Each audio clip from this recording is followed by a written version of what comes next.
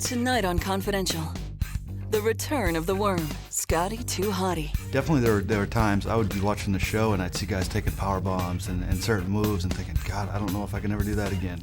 And the bottom line from Stone Cold, unrehearsed and unscripted. The scar I got on the back of my head was delivered from Vince McMahon himself with a steel chair.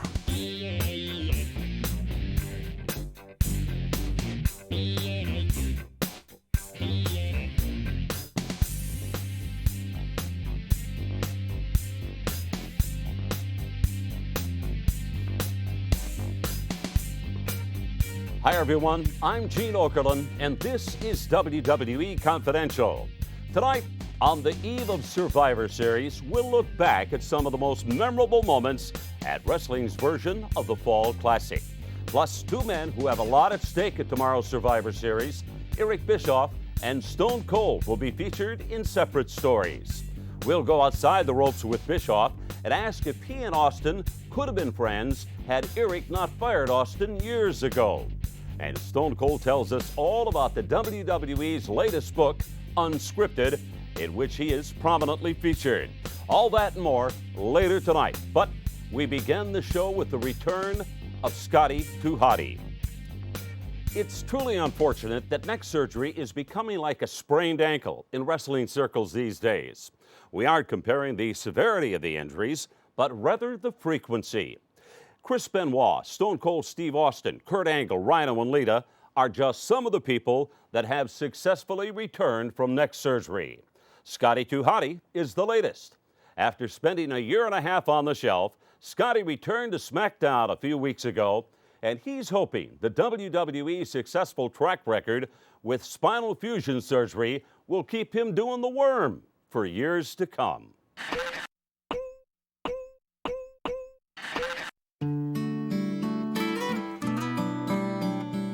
My last match for WWE was in Denton, Texas on April 16th, 2002. All I did was throw a punch, and my whole left arm, I couldn't pick it up. And that was the final straw, and I decided it was time to have it done. Basically what's wrong with my neck is the worst levels were 5, 6, 7. They fused those, and I also have degeneration, a little bit of degeneration in the two upper levels. And he took bone out of my hip and put it in my neck, and I have 3 screws and a steel plate holding my neck together. And I had to wait for a year for the fusion to take place. I've always had neck problems, but within the past 2 years it started to get worse. I missed 4 months in 2001, went through 4 months of rehab and traction. And the final straw was after that match in Denton, Texas, and I couldn't lift my arm, and that scares the hell out of you. The morning of the surgery I was pretty nervous, and I had my daughter and my wife there with me, and I'd never had any surgery whatsoever, so to go from not ever having surgery to a surgery of this level was pretty nerve-wracking. I was in a hard collar for 5 weeks after the surgery, another 3 weeks in a soft collar. I really couldn't start working out fully until I think it was 6 months after the surgery. I kept in touch with Lita. She had gone and had the same surgery done, so we were comparing notes all the way through it. And other than that, I talked to people sporadically. During my time off, I basically just sat at home, not doing a whole lot other than I'm a huge Disney World fan, so went to Disney World a bunch of times, went to Disneyland once, I think, and just hang out with my family. And probably one of the benefits of having the neck surgery was to be able to be home with my family and see my daughter grow in that first 14 months. She was 4 months old when I went out, so it was like she was growing every day, and it was great. I always say it's probably the worst year professionally of my life, but personally it's probably the best year. I think that the low point of the surgery was just that first 6 months and being away, and it was so hard to watch the TV. Our show, SmackDown and Raw, and seeing all your friends go out there and do what you love. There were times I would be watching the show and I'd see guys taking power bombs and certain moves and thinking, God, I don't know if I can ever do that again. And everything hurt. And there was definitely times when I questioned whether I'd be able to come back. Turn it up! Whoa! Hey, check this out! Scotty to Hottie and Rikishi! Night of surprises here on SmackDown! My biggest thought before I stepped to the curtain on SmackDown in Albany was, I hope they remember me. And in the back of your mind, you know they're going to remember you, but you have that thought, maybe, what if they forgot? Another thought that goes through your mind too right before you get ready to go out is, am I ready for this? Is my neck healed all the way? Am I going to re-injure myself my first night back? We see so many of our athletes, unfortunately, lately coming back from this neck surgery. Let's see if Scotty is ring tough to test here. But to tell you the truth, once I got out there, I didn't think of it once. It's run through your mind before, and it was run through my mind after, and afterwards I'm waiting for it to tighten up or something to not feel right, but so far so good. The thing I think I learned most was just not to take your body for granted and to be smart out there. And I can remember when I first started out, some of the older guys telling me, slow down and don't take all those high risks, and you're just like, they're just old guys, you know, they don't know what they're talking about. And now, I'm only 30 years old and I'm telling these young guys coming in the same thing. Scotty too Hottie, go! Bulldog!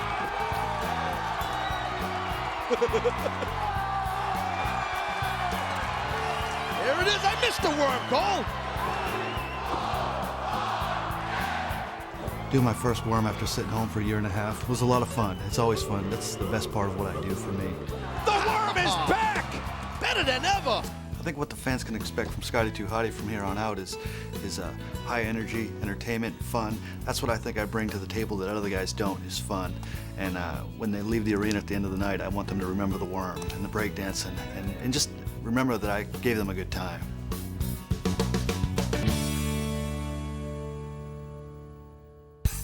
Up next, the most memorable moments from Survivor Series past. Nobody quite knew what was going on that night. I think it ranks right up there with one of the most memorable moments, not only Survivor, but sports entertainment history. Welcome back to Confidential. Raw and SmackDown present WWE Survivor Series, sponsored by Xbox. Survivor Series is coming to you live tomorrow night from the American Airlines Center in Dallas, Texas, and will be available on pay-per-view. Xbox, it's good to play together. And you're listening to the official theme song for Survivor Series, entitled Build a Bridge by Limp Bizkit, off their new album, Results May Vary, available in stores now. WrestleMania 3 in 1987 drew a record crowd of over 93,000 people at the Pontiac Silverdome, in what was the company's only pay-per-view of the year at that time. So Mr. McMahon decided to quench his fans' yearning for another pay-per-view extravaganza and created Survivor Series later that fall. Little did Mr. McMahon know the fate that he would face 16 years later, as tomorrow night, Mr. McMahon tries to take down The Undertaker in a match the Phenom invented, Buried Alive. And wouldn't you know, tomorrow night's Survivor Series will mark The Undertaker's 13th year with the company, which will prove to be an unlucky number for at least one of the two participants. Whatever happens tomorrow night will certainly add to the lore of Survivor Series past, which has been filled with high-profile debuts, not to mention vehicular devastation. Good evening, ladies and gentlemen, and welcome to the Survivor Series. The original Survivor Series concept was kind of formatted out of the necessity to try and capitalize on the huge desire to see Hulk Hogan and Andre the Giant go face-to-face again. That role, that popularity of the Hulkster, of Andre and everything, it was just mushrooming. Here we go! It's Andre and the Hulkster, face-to-face, toe-to-toe. Led to the ring by his manager, Brother Love. I give you The Undertaker. Wow, Undertaker's debut in 1990 with Brother Love. That's a night I'll never forget. Without a doubt, the greatest Survivor Series moment ever. Look at the size of that ham hock! And of course, Undertaker, with his mystique all built around him, that night you could really tell that The Undertaker was going to take off and be a major, major icon in sports entertainment. Now there's gonna be the man right there. That's Blue Chipper right there. I think the first time that everyone set eyes on Dwayne Johnson, They saw a huge star. There was so much history there with Rocky's grandfather and his father in Madison Square Garden in the WWE that you just saw magic that night. Making his World Wrestling Federation debut, the most celebrated real athlete. Kurt Angle's debut in '99 was spectacular. You could tell that night that Kurt Angle had every ingredient that was desired to become a major player in the world of sports entertainment. And Kurt, just being himself, was such a natural heel that you fell in love with him. You do not do Olympic gold medals. I'm the best in the world. At the Elimination Chamber, it is 10 tons, 20,000 pounds, with 2 miles of chain surrounding a king, and tonight 6 men will go in, and 1 will survive. I don't think people really understood just how brutal that match was. The human body is just not supposed to go through a match like that. The first ever Elimination Chamber match is down to 2 men. I didn't really have time to absorb that it was Madison Square Garden or that, it was for the title or any of that stuff. And my mind was too busy thinking of business and work. Sweet tribute!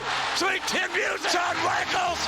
Shawn Michaels is the world's champion! Do you believe in miracles? Wow, you talk about controversy. Michaels with a sharpshooter has become the champion. Nobody quite knew what was going on that night.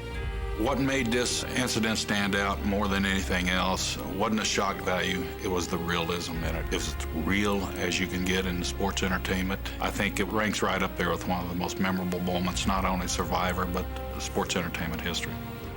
Michaels has become the champion, and Bret Hart is standing in disbelief. What is this? Wait a minute. Good God Almighty! For God's sakes! The car just ran over Austin!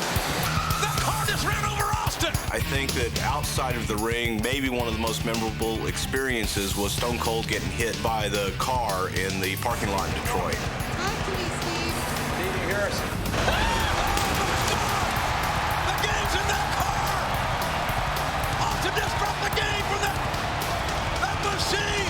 2000 Survivor Series was in Tampa, Florida, my hometown, when Stone Cold dropped Triple H's Hot Rod Lincoln from the left. Stone Cold Steve Austin hoisted Triple H's car up on a forklift, and it was a special forklift that would raise it really, really high, and it was just a tremendous sight.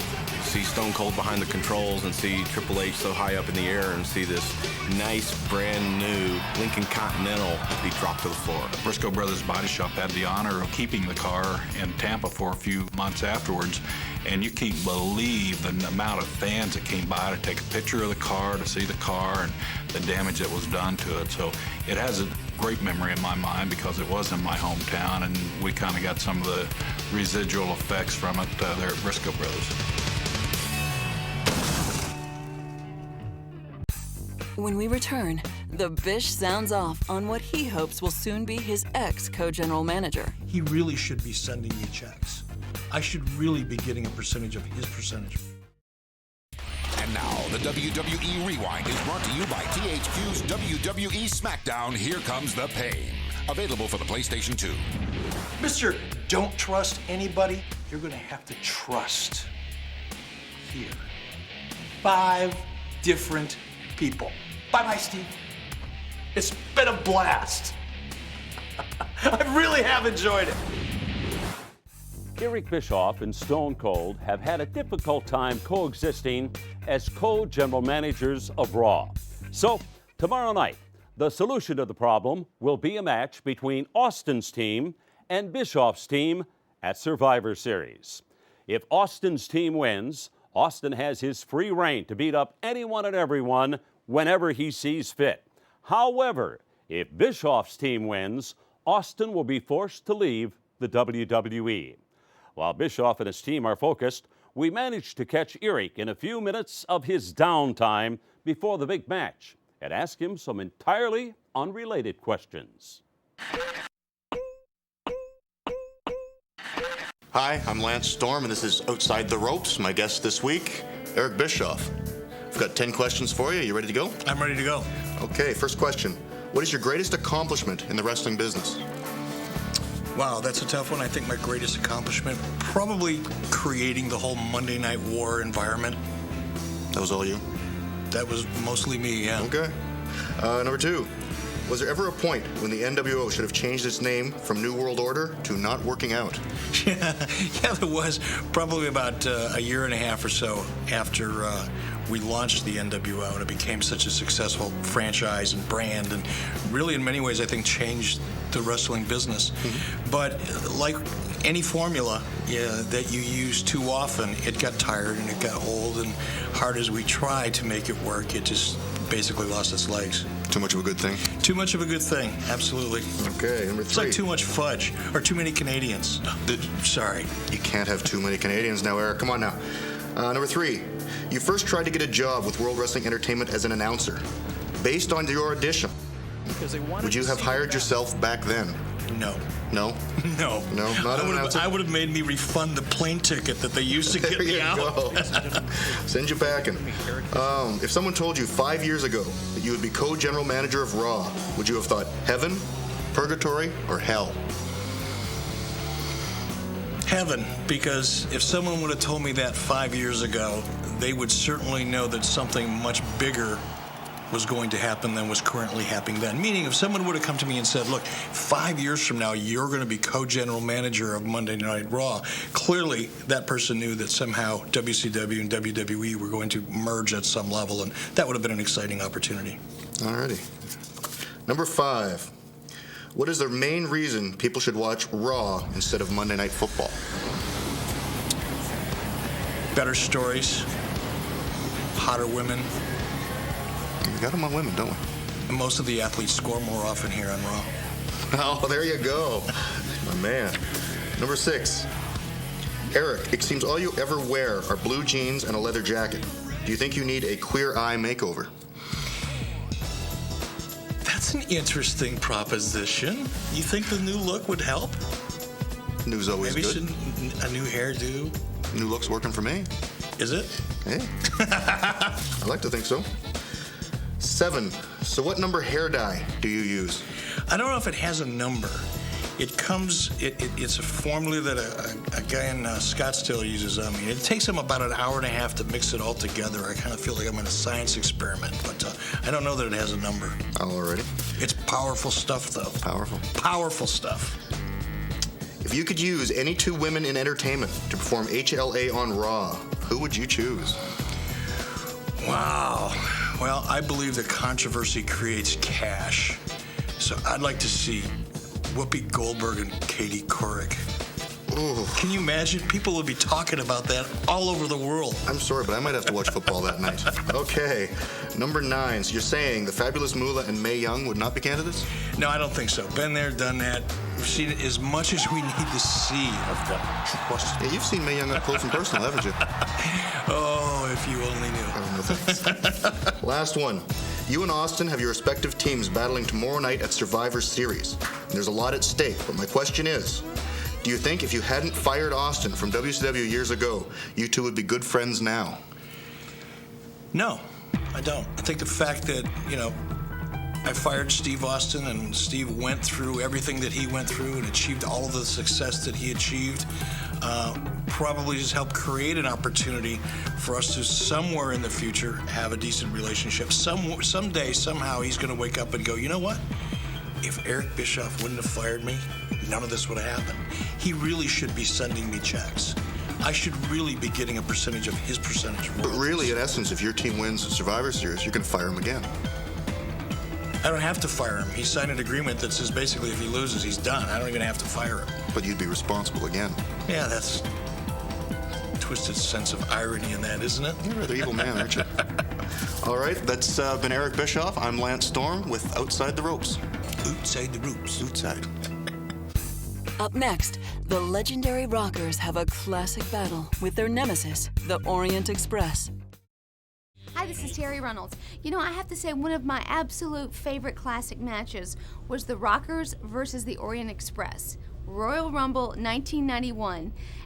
These two teams wrestled each other quite a few times. However, this match really showcased their high-flying skills, their incredible talent, and instead of listening to me talk about it, let's go see the match right now. They're on their feet here for the Rockers, Shawn Michaels, Marty Jannetty. Tag team special specialists, Hot Rod. This ought to be one of the greatest tag team matches you've ever seen. Both these guys, whoa, it's already started. There goes the bell, we're underway. Well, they didn't waste any time, did they? This is the Royal Rumble. There ain't no time to waste for nothing. Oh, look at that backdrop. Holy mackerel.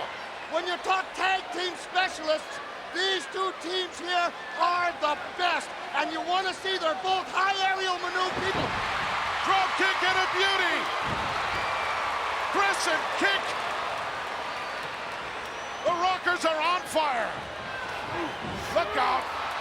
Oh, double slam. The Rockers being one of the best teams when it comes to knowing where each other partners are, knowing what's going on. Now check them out. They don't make a mistake. Now there's Mr. Fuji, lives by the law of the bow legs. Well, that's what they're going to have to contend with, Hot Rod. The devious one up. Did you see that? A beautiful move. Too high cross, but look at Fuji. He's all bent out of shape. Oh, yeah, but you don't want to take anything away from Fuji. Fuji goes by the traditional Japanese custom. Beat him when they make a mistake. He's got that cane out and he's ready. Look at him, Fuji pushing him back in with that cane. He's relentless, Fuji. Third man on the team, always a detriment. Never know what he's thinking, what he's going to do. Of course, this capacity crowd could drown him right out. They sure could because they're the home of the free, baby. Listen to him. Even Shawn Michaels there, all right, going to it, really showing it. Oh, what a beautiful shot. He saw him. How he did, I don't know. What a move. What a move. Double Irish whip. Oh, nice maneuver by Orient Express. Beautiful. Turning things around once again. Whoa. Uh-oh, wow. Yes. Went for a double atomic drop. Double drop kick instead. This place has gone wild. It's time for them to take it to him now. They got him on the run. How long has this match been going? Probably about 15 minutes or so, Hot Rod. Full speed, 15 minutes. You people at home, just try jumping up and down. Look at. There's one, there's two. Now you might say why? Because you're doing some damage now. Both the Orient Express are down. These men have gained control. Oh, look at this. Where's the referee? Ducks underneath that clothesline. Oh, beautiful. I love it. Thinking on your feet. Now make the tag. What presence of mind by Shawn Michaels to pull that one off. Look where you are. Make that tag. There's a tag. Look out. It's Marty go bananas right after right. Scoop slam. And another one. This place has gone crazy. Irish whip by Jannetty. Power slam. 2 count only. Couldn't get him. Whoa. Wasn't for lack of trying, though. No, sir. I'm telling you, a match like this makes you proud.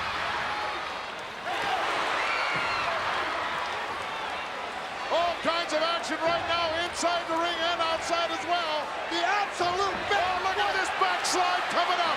What a move. Pull now. Who's going to get it? You've got to pull hard. Oh. Could be it. Could be all over. No. Smart thinking on the part of Orient Express. They almost stole this one. Well, sometimes a man's got to do what a man's got to do. Turn around is fair play, I always say. Hey, they come to fight. Oh, 4 men inside now. Yes! You want to be careful when you're going for aerial maneuvers when men are tired. Could be a big mistake. Oh, God, here it comes. Oh, oh, did he go down hard? He fell 15 feet. know if he can get up from that one, Gorilla. Rocker's in trouble right now, as Orient Express have matched them move for move.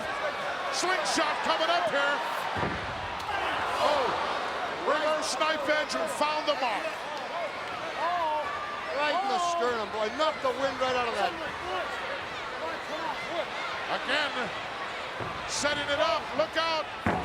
You believe it? Sean is back in the ring. Oh! Nice sunset over the top. He got it. They got it. Here are your winners, the Rockers. This place is going nuts, and it's just begun.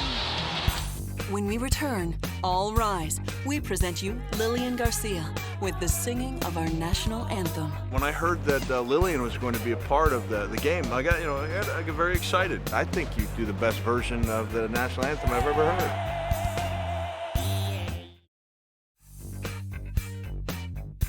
Ever since 9/11, when the national anthem is played at sporting events, there is a newfound appreciation for it. Not to say that people didn't respect it before then, but now there is a greater emphasis on doing our country proud. And singing our national anthem couldn't mean more to our very own Lillian Garcia. Lillian has been singing the national anthem at Raw events for the past 3 years and recently found the requests pouring in from sports teams to perform the song. A few years ago, she sang at several NBA games, and this year has already performed at 2 NFL games. The Miami Dolphins most recently, and prior to that, it was for Bill Parcells' return game to the Meadowlands, when he and the Cowboys faced the New York Jets.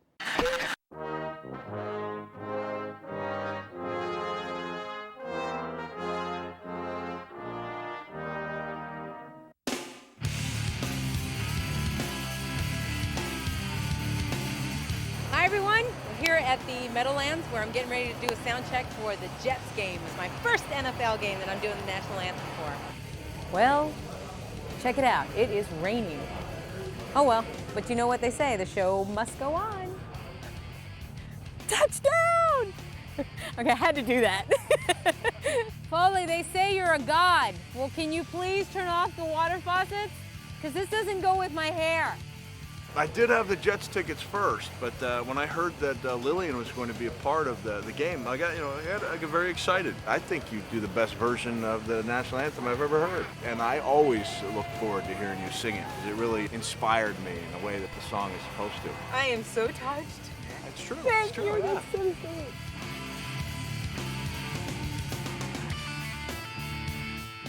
Oh, say, can you see by the dawn's early light? Wow, that is what I call an echo. That is echo for days. Terrible, but when there's 76,000 people, it's going to be fine. Hey, good luck today. You go get them, all right? Hey, I was a cheerleader. I could cheer them. Go Jets! Ready? See, that was a little wobbly, though.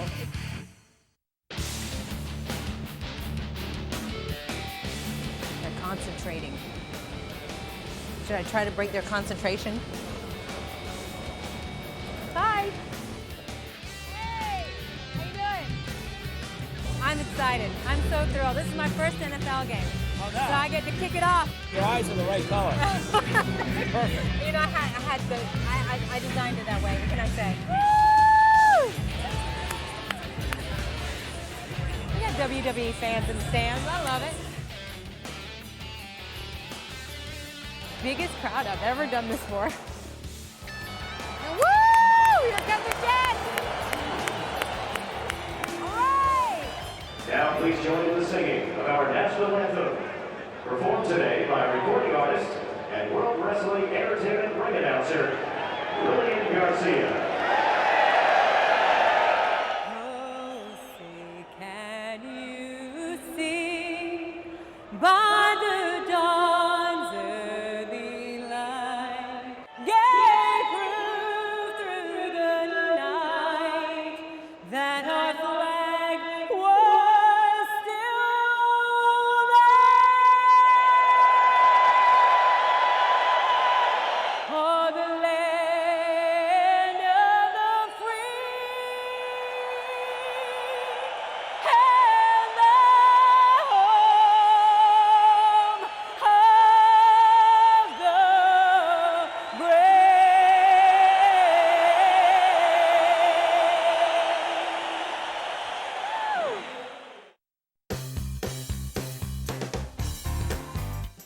was just great. I was feeling every moment. You know, sometimes when I do these things, it's like a blur for me, and this time I decided I was going to really just pay attention to everything that was going on around me and really feel the enthusiasm of it, and I loved doing that. It was so much fun. Hi, Mom. I've done the anthem in so many different occasions and emotions, but it's not to this magnitude. For me to do an NFL game, I've tried to do an NFL game for a long time, so I want to do it, and I got to do it. I'm psyched. I'm going to do the Miami-New England Patriots game. God bless America, my home, sweet home. Thanks very much, Lillian Garcia. Up next, to Stone Cold Steve Austin, sports entertainment is anything but scripted. Anytime we do still photography, I'm a little out of my element. I can be highly animated in front of a live camera, especially in front of a WWE crowd. What do you want to know about the superstars that you would never normally have access to knowing? Whatever you're thinking, it's probably covered in the WWE's latest book entitled Unscripted. Just released this past Tuesday, the book is a conversation piece, to say the least. The fascinating first-person stories and large, lavish photos provide an insight into the WWE superstars like never before.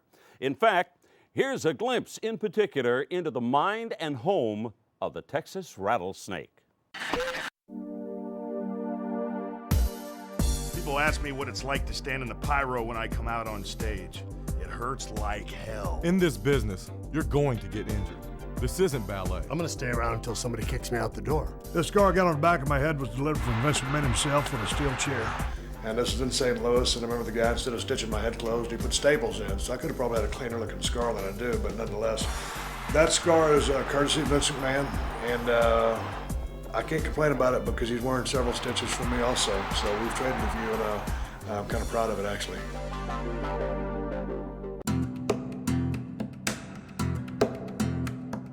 We're working on the WWE Unscripted tabletop book, and we're in my house in San Antonio, Texas. The concept of the book is just some of the WWE superstars hanging out, kind of a little personal profile, what they're doing their time off and stuff like that. The fans are not able to go to people's homes. They're not able to go hunt with Steve Austin. They're not able to go to San Antonio maybe. This book will contain a lot of very real snippets of people's really, the real lives that they'd never be able to see other than in the book itself. Anytime we do still photography, I'm a little out of my element. I can be highly animated in front of a live camera, especially in front of a WWE crowd in our ring. But, doing the poses stuff is a little bit different for me. I'm a little too mellowed out. It's the first WWE exclusive, Steve Austin Can't Smile. Well, one of the shots we did was Stone Cold Steve Austin in a nice shirt in front of the Texas flag. I think the Texas flag was cool, but I felt a little itchy in that nice shirt. It was quickly removed. The Texas flag was sort of a natural choice of background for Steve. I mean, he sort of lives and breathes Texas. He's got it emblazoned on his leg. And though a lot of wrestlers live in Texas, we felt like he really was the guy that we needed to shoot with the Lone Star flag. We got a couple pictures of me shaving, of course, my head and my everything but the goatee. If I knocked the goatee off, I'd look like a complete idiot. I didn't think he would do that. I didn't think he'd go for it. And he immediately said, yeah, sure, that'd be great. And again, this is something that people don't really think about, the type of preparation these guys make in their look. Everybody knows they work out every day and they eat well and they take care of their bodies, but they also have to, take care of their face and their head and everything else. We did a couple pictures where, with a rifle and the kind of outdoor stuff and a hunting scene. When you think about it, the guy goes from these rings filled with people just jamming. They all want him. They all love to talk to him, to touch him, to get an autograph. And what does he want to do after all that? He wants to go off in the woods and sit in a blind and wait and kill stuff, I think that's pretty cool. I've been hunting, probably deer hunting, since I was about 13. And then just this past year, I had a lot of time to hunt, so I hunted a lot. And actually killed 2 very nice deer. I had him aim that thing directly at my head, and he had to visually show me a couple of times that it was clear, and it was. That's a bullseye. Remember, we are safety first. No bullets in the gun. When I go hunting, it's very relaxing, but I'm very selective of who I hunt with. I'll help my friends. We're real safe about what we do. Don't get me wrong, we have a blast around the campfire at night, cooking and drinking beer. But I enjoy hunting, and it's something that it's one of the most relaxing things that I can do. Final photos might turn out pretty good. I think our photographer and the guy running the video camera, I think everybody is extremely competent. The problem is when you've got a subject like Stone Cold Steve Austin, who is out of his element in front of a still camera. So hopefully they've captured some good shots of me. That was Stone Cold Unscripted. But tomorrow night, his fate will be written by his team. What will happen tomorrow night at Survivor Series? Austin's career is on the line, and for the first time in his life, he'll be forced to not live by his motto of DTA, don't trust anyone, as he puts his career in the hands of his 5-member team. Also tomorrow night, Goldberg battles Triple H for the World Championship. Shane McMahon and Kane will meet in an ambulance match, and anything is likely to happen in their final encounter. On the SmackDown side, either Vince McMahon or The Undertaker is going to be buried alive. It promises to be one to remember tomorrow night in Dallas. That's all for this week. We'll see you tomorrow night at the Survivor Series.